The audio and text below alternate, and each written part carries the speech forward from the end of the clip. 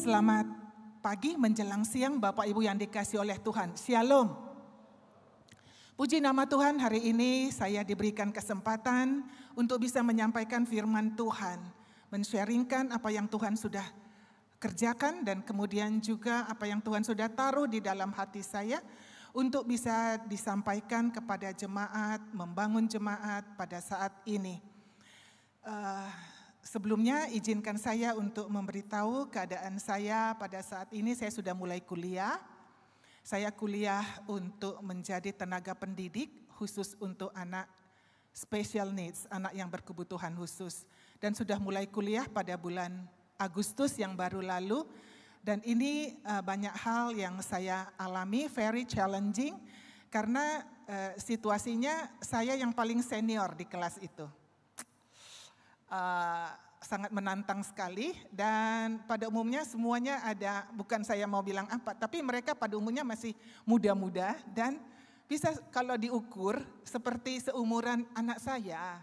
Jadi dan mereka bekerjanya sat-sat gitu, apalagi kemudian itu semuanya berbasis digital.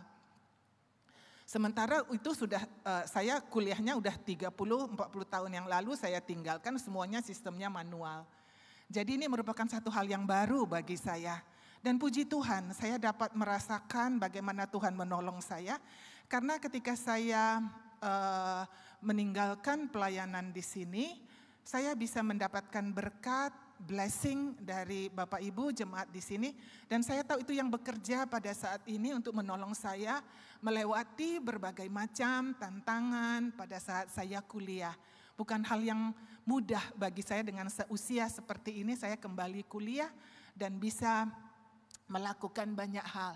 Tapi puji Tuhan, saya sangat menikmati ada aja cara Tuhan untuk menolong saya, membuka jalan pada saat saya betul-betul tidak tahu bagaimana yang digitalnya kayak apa, tapi saya bisa melihat Tuhan bekerja dengan caranya tersendiri. Puji nama Tuhan, itu keadaan saya yang terkini dan saya melihat nanti untuk proses belajar saya ini ada kurang lebih 3 tahun karena saya ambil politeknik dan saya selalu bilang saya akan gaspol selama 3 tahun untuk saya bisa konsentrasi di dalam kuliah saya dan nanti kita akan melihat bagaimana Tuhan bekerja menolong saya dan kemudian menuntun saya sesudah 3 tahun saya menyelesaikan kuliah ini untuk menjadi seorang yang compatible, berkredibilitas untuk menjadi tenaga pendidik khusus untuk anak special needs. Tetap dukungan doa dari Bapak Ibu sungguh sangat saya butuhkan melewati berbagai macam tantangan di dalam perkuliahan saya. Puji nama Tuhan, itu yang selintas apa yang Tuhan sudah kerjakan di dalam dan melalui saya.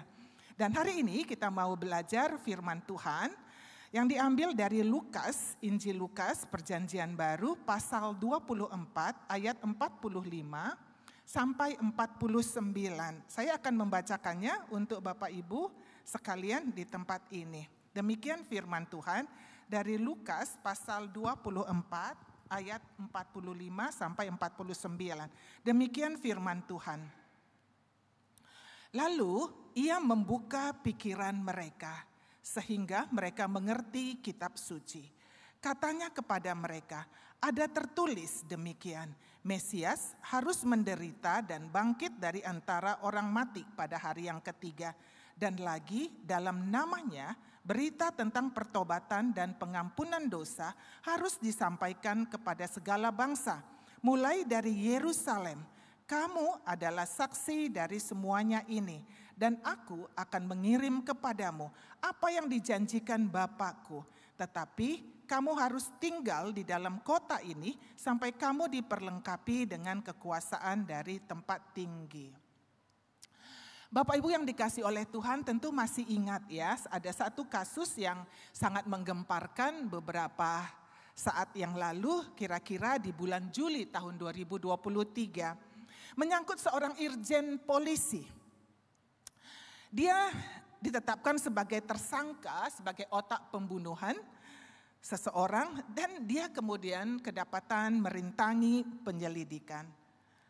Namun akhirnya setelah melewati berbagai macam peristiwa dan sejumlah persidangan, maka hakim dan jaksa kemudian menemukan titik terang Bapak Ibu.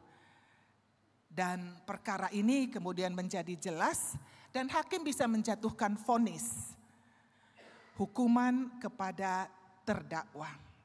Bapak Ibu yang dikasihi oleh Tuhan, kasus ini kita bisa melihat mulanya itu bisa dikatakan gelap, terkesan gelap dan membingungkan.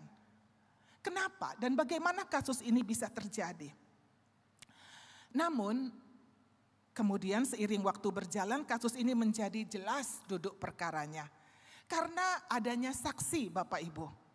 Saksi yang memberikan informasi penting selama penyelidikan berlangsung dan kemudian selama persidangan juga. Kita bisa melihat tanpa kehadiran saksi, apakah itu saksi ahli ataupun saksi kunci, maka dapat dipastikan bahwa suatu kasus akan menjadi satu peristiwa yang kabur dan gak jelas mau kemana tujuannya. Bapak Ibu yang dikasihi oleh Tuhan, sesungguhnya peranan saksi itu dikatakan tidak hanya di pengadilan dan itu memegang peranan penting. Namun juga saksi itu ada peranannya dengan berbagai macam situasi aspek kehidupan di dalam hidup kita. Entah di keluarga mungkin, rumah tangga, bisnis, relasi, bahkan di dalam gereja. Sadar atau tidak sadar Bapak Ibu, maka di dalam percakapan kita di dalam gereja maupun di luar gereja, kadangkala kita itu menjadi saksi bukan ketika kita menceritakan satu atau dua hal kepada rekan sekerja kita atau kepada orang lain di dalam atau di luar gereja. Saya mendapatkan satu berita di sini dikatakan seorang yang bernama Carlos Ghosn. Dia mantan CEO dari produksi mobil Renault, Nissan dan juga Mitsubishi. Dia terkenal sungguh sangat luar biasa memimpin 3 perusahaan motor ini. Dia dinobatkan sebagai salah satu dari 10 bisnismen yang sangat berpengaruh di Amerika maupun di luar Amerika. Kekayaannya juga begitu sangat banyak, besar sekali.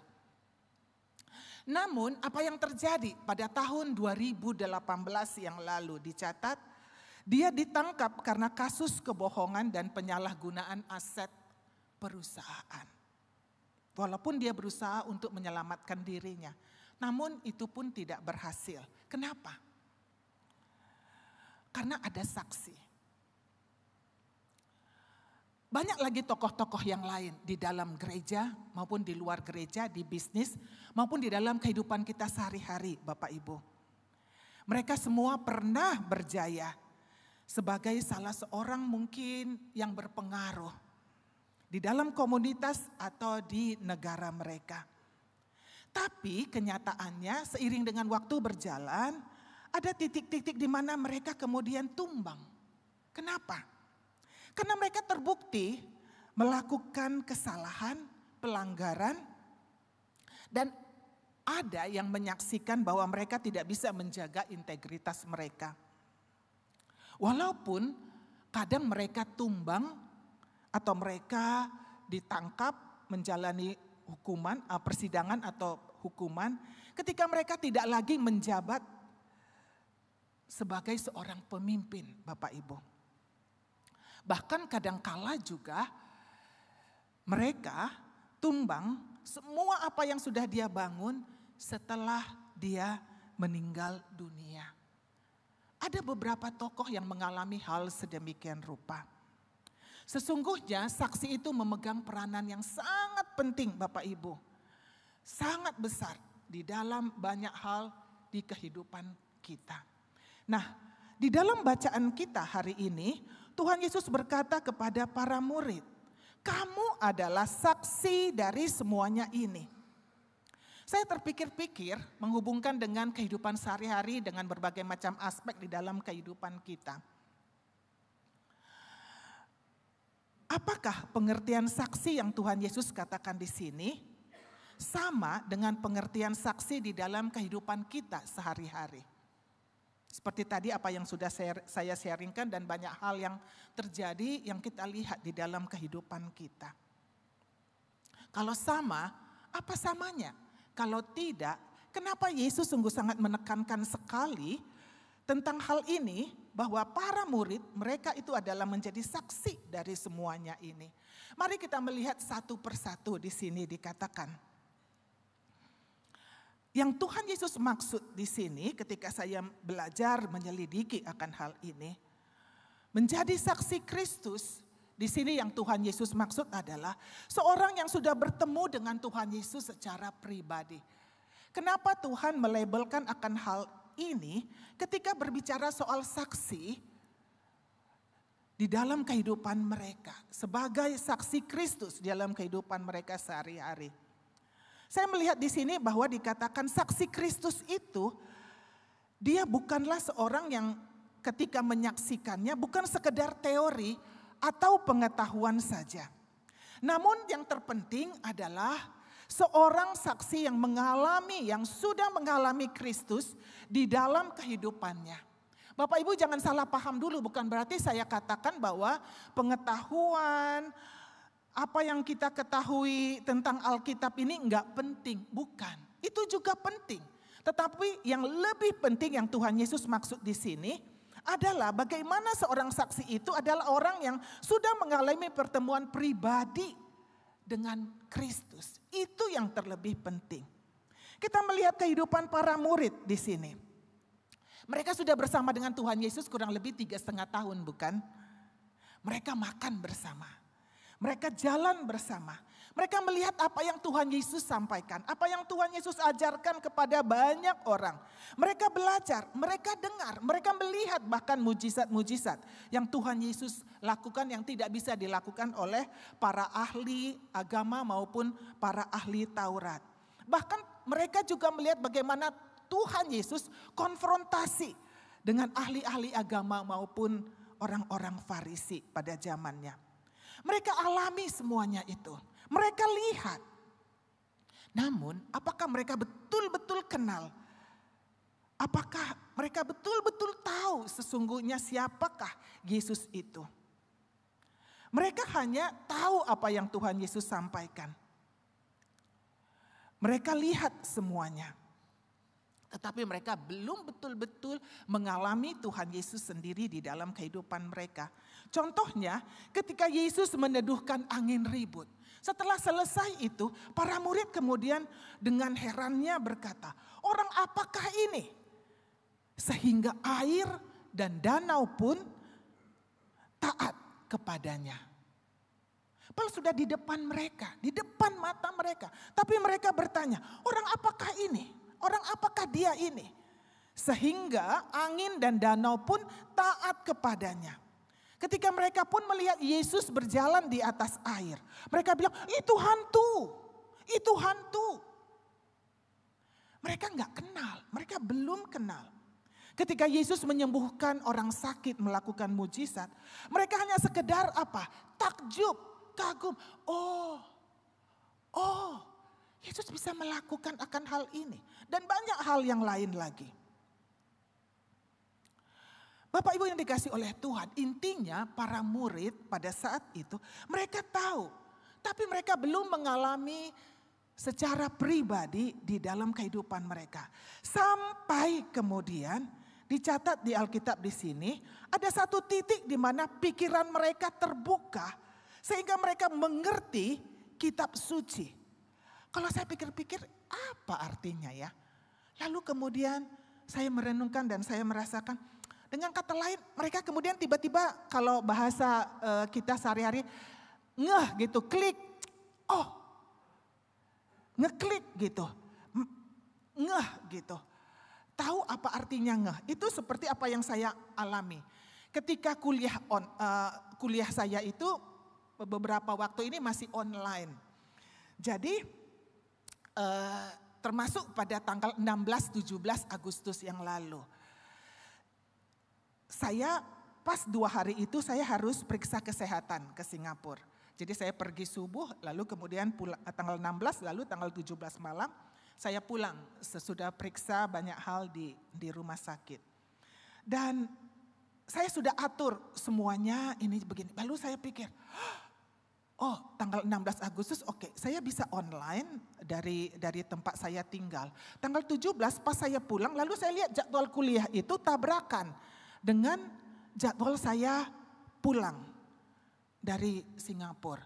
Saya bilang, waduh, dan saya nggak mau kehilangan satu sesi atau satu hari pun dari setiap sesi di dalam mata kuliah saya. Karena saya begitu sangat excited, karena saya begitu sangat suka sekali dengan kuliah ini. Lalu saya atur, waduh ini tabrakan, gimana ya? Lalu saya atur begitu-begitu. Lalu saya teleponlah itu dosen saya. Saya bilang, Pak, saya begini-begini, nanti mungkin saya on off. Karena saya harus di bandara, saya check in, harus begini pada tanggal 17. Dan mungkin saya tidak bisa ikut sepenuhnya. Karena saya harus masuk pesawat. Saya ceritakan semuanya. Lalu kemudian dosennya tiba-tiba bilang, Ibu, 17 Agustus itu adalah hari kemerdekaan. Saya tahu hari kemerdekaan. Saya tahu. Lalu dia bilang, Bu, itu hari libur. Tek, baru saya alamak, baru saya ngerti. Oh, saya udah begitu sangat atur semuanya, baru saya, ternyata libur dalam hati saya. Jadi saya bisa ngerti kalau para murid itu baru pada saat itu pikiran mereka terbuka dengan semua apa yang pernah mereka lihat, dengar, alami bersama dengan Tuhan Yesus selama ini, semuanya itu menjadi connect satu demi satu seperti potongan puzzle yang dirangkai menjadi satu gambar yang indah sehingga ada gambaran. Bahkan Alkitab mengatakan di sini mereka kemudian bisa mengerti dan paham tentang Yesus adalah Mesias seperti apa yang dituliskan di dalam kitab Taurat Musa dan kitab para nabi-nabi dan kitab Mazmur. Saya baru begitu ngeklik, mereka baru ngerti, mereka baru sadar, mereka bilang, oh ternyata selama ini inilah yang kami nanti-nantikan. Mereka mengakui Yesus adalah Mesias. Di dalam kisah yang sebelumnya juga kata pikiran terbuka atau kalau terjemahan kita saya katakan itu ngeklik gitu. Di dalam cerita yang sebelumnya ketika Yesus menampakkan diri kepada murid di jalan ke Emmaus. Dicatat di situ kemudian saat itu murid-murid juga ngerti kitab suci. Dan bahkan dengan jelas sekali mereka saling berkata satu dengan yang lain. Bukankah hati kita berkobar-kobar ketika ia berbicara dengan kita di tengah jalan? Sebelumnya mereka belum ngerti. Hanya kamukah satu-satunya yang belum tahu tentang peristiwa ini ada orang yang bangkit? Tapi kemudian mereka tiba-tiba pikirannya terbuka dan Makanya mereka bilang hati kita berkobar-kobar. Ini istilah yang lain lagi. Tapi mereka semakin ngerti, mengakui, paham. Yesus adalah Mesias yang diurapi dan yang dinantikan pada saat ini. Mereka percaya Yesus yang disebut Kristus adalah Mesias. Mesias harus menderita dan bangkit dari antara orang mati pada hari yang ketiga. Bapak Ibu Saudara yang dikasih oleh Tuhan, sesungguhnya apa yang Tuhan Yesus katakan di sini mengeklik pikiran hati daripada para murid, inilah yang merupakan inti daripada iman kita. Setiap kita yang percaya kepada Tuhan Yesus, berbicara Yesus adalah Mesias. Jika Yesus bukanlah Mesias, maka kematiannya pastilah sia-sia. Jika dia enggak mati, maka dosa kita Bapak Ibu tidak bisa diampuni. Dan kemudian jika Yesus tidak bangkit dari antara orang mati, maka harapan kita akan hidup yang kekal tidak ada gunanya Bapak Ibu. Inilah yang kita alami di dalam kehidupan kita sebagai orang yang percaya kepada Tuhan Yesus. Ketika seseorang percaya dan menerima dengan sungguh-sungguh di dalam hatinya bahwa apa yang Tuhan Yesus lakukan adalah satu-satunya cara untuk mengampuni dosa-dosanya. Dan kemudian bukan hanya mengakui dosa-dosanya minta diampuni, tapi kemudian dia berbalik. Ini yang paling penting. Berbalik, berjalan ke arah Tuhan. Maka inilah yang disebut dengan pertobatan. Bapak Ibu, pertobatan dan pengampunan adalah satu kesatuan yang tidak bisa dipisahkan. Dan ini hanya bisa dilakukan oleh Tuhan Yesus. Tidak ada yang bisa menggantikannya. Dulu ketika saya masih ada di sekolah minggu, ketika ada 1-2 orang yang ingin melayani di sekolah minggu. Dia bilang, tapi aku gak bisa nyanyi, aku gak bisa pegang anak-anak. Lalu saya bilang, memang pengalaman itu penting. Tetapi satu hal yang dikatakan di sini, pada saat itu saya katakan menjadi guru sekolah minggu tidak sekedar dengan keterampilan kita ada, tetapi syarat yang paling utama saya selalu tekankan dan ingatkan. Apakah kamu sudah betul-betul percaya dan terima Tuhan Yesus di dalam hidupmu? Membuat dia menjadi Tuhan dan juru selamatmu di dalam hidupmu. Dan kamu mengalami panggilan Tuhan untuk mengajar anak-anak. Itu yang lebih penting. Memang perlu keterampilan. Tetapi pengalaman dengan Tuhan Yesus itu secara pribadi. Itu yang terlebih penting. Karena ketika itu terjadi Bapak Ibu yang dikasih oleh Tuhan di dalam hidup kita masing-masing. Saudara dan saya. Maka itu otomatis membuat hidup kita menjadi berubah. Kenapa? Karena Yesus merubahnya dari dalam keluar, bukan dari luar ke dalam. Perubahan yang Tuhan Yesus buat ketika kita bertobat tadi, berbalik kepada Tuhan. Itu memberikan perubahan dari dalam dan itu sangat powerful. Bapak Ibu yang dikasih oleh Tuhan. Hidup kita, hidup saudara dan saya tidak sama lagi dengan sebelumnya. Baik cara berpikir kita maupun cara berkata kita, bertindak kita semua berubah. Dan kita punya keinginan untuk membuat hati Tuhan senang. Dan ini membawa kita kepada hal yang berikutnya. Membuat hati Tuhan senang ketika hidup kita. Di dalam berbagai macam situasi, kita hidup untuk bersaksi. Tuhan disenangkan Bapak Ibu ketika kita memiliki hidup yang bersaksi. Menjadi saksi Kristus melalui apakah itu kata-kata kita maupun melalui tindakan kita. Yesus mengingatkan dengan sangat jelas tentang apa yang harus disampaikan ketika kita bersaksi. Yang kita saksikan bukan sekedar janji-janji akan kekayaan, kesenangan, apa yang bisa kita nikmati. Juga bukan janji tentang bahwa kita selamanya, sepanjang hidup kita akan sehat. Dan kita punya relasi yang semuanya lancar, smooth dengan orang-orang yang ada di sekeliling kita. Apalagi janji bahwa kita bisa lakukan apa saja semau kita. Karena Yesus sudah mati dan menyelamatkan saya. Bukan. Inti dari kesaksian kita ketika Yesus mengingatkan akan hal ini adalah hanya tentang Yesus Bapak Ibu. Apa yang Yesus sudah lakukan di dalam hidup saudara. Bukan apa yang saudara lakukan kepada Tuhan. Amin. Apa yang sudah Tuhan Yesus lakukan di dalam dan melalui saya. Itu yang menjadi kesaksian kita. Bukan apa yang saya sudah lakukan untuk Tuhan Yesus. Bapak Ibu menjadi saksi Kristus, memberitakan Injil, sesungguhnya ini adalah pondasi gereja. Untuk gereja bisa bertumbuh, untuk gereja bisa berkembang menjadi besar. Gereja bertumbuh, berkembang, baik itu jemaatnya maupun bangunannya. Bukan semata-mata ditentukan dengan keuangan yang banyak, dengan gedung yang indah, dengan aktivitas yang banyak, bukan. Ini semua menjadi pondasi gereja untuk perkembangan gereja.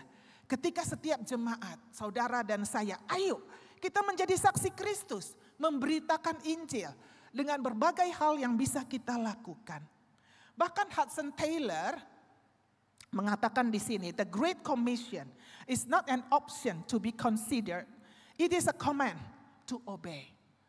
Hudson Taylor yang menjadi misionari ke China dengan berbagai macam tantangan yang dia alami, mengatakan bahwa amanat agung itu bukan merupakan pilihan untuk dipertimbangkan.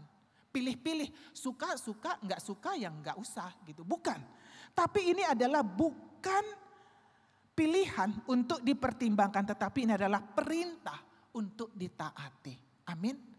Ini penting sekali karena sudah dialami oleh Hudson Taylor.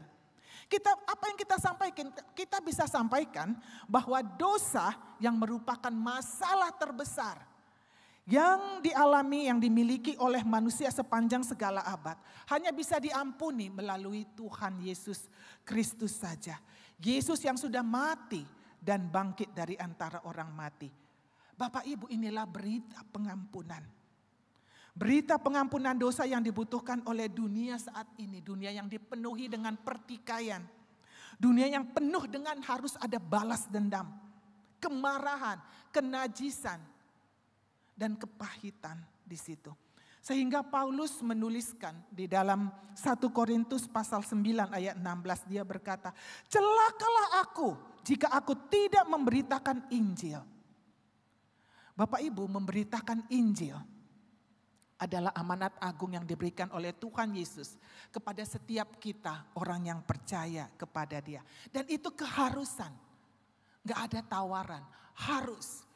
Kita menjadi saksi Kristus dan memberitakan Injil.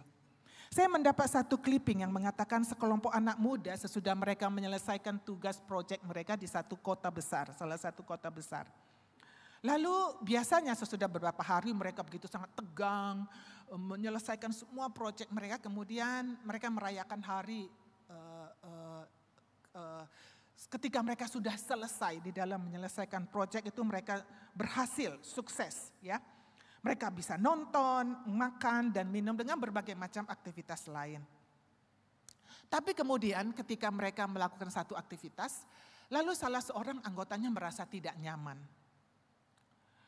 Dia mau izin pergi pulang, tapi kok temannya bilang, "Alah, tak apa-apalah," gitu. Tapi dia tahu sebagai orang yang percaya, itu tidak pantas dan hati nuraninya nggak bisa menerima untuk ikut melakukan hal tersebut. Tapi kemudian setelah beberapa saat dia berdoa, entah bagaimana dia punya keberanian, walaupun para teman-temannya, rekan-rekannya menahan dia, tapi dia punya keberanian dengan tegas namun sopan untuk meninggalkan tempat itu dan meninggalkan kelompok itu.